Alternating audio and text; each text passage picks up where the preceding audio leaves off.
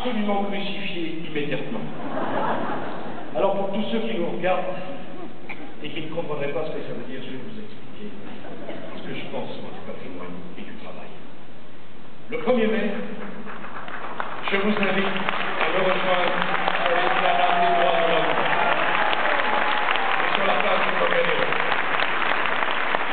Le 1er mai, M. Hollande sera très fier de défiler derrière les drapeaux rouges de la CGT. Je serai très heureux de m'incliner devant le drapeau tricolore de la République française.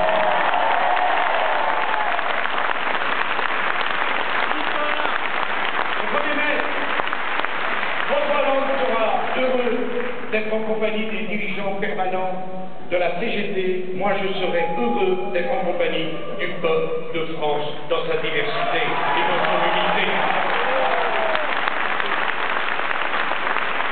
Et je vais vous dire pourquoi je vais parler.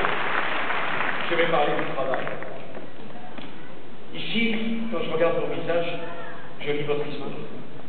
Tous ici, vous avez construit votre famille et votre patrimoine à la sueur de votre frère. Vous avez travaillé dur. Il y a bien des jours où vous en aviez plus qu'assez. Il y a bien des jours où vous n'avez pas envie de vous lever. Il y a bien des jours où vous aviez envie de rentrer plus tôt.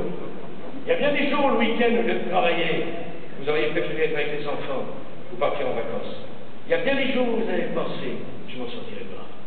Il y a bien des jours où vous avez mis un genou à terre. Il y a bien des jours où vous en avez pleuré d'inquiétude. Il y a bien des jours où les nuits étaient agitées.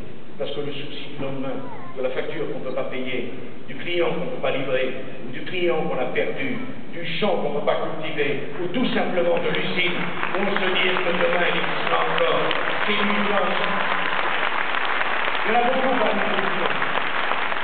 Et pourtant, à chaque fois que la vie a été difficile, et la vie est toujours difficile. Il n'y a pas une vie qui est facile. C'est la règle de la vie. Cruelle, difficile. Et quand il y a une surprise, c'est assez rare qu'elle soit bonne. Ça peut arriver, il faut bien en profiter.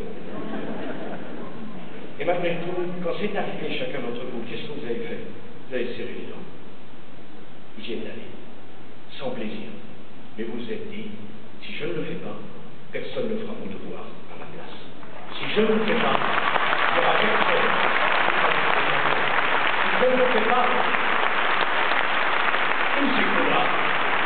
Il n'y en a pas un seul parmi vous qui a protesté.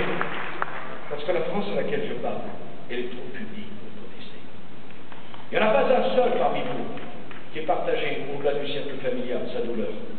Parce que la France à laquelle je parle, elle est trop fière. Elle ravale sa douleur. Elle serre les coudes, elle serre les dents.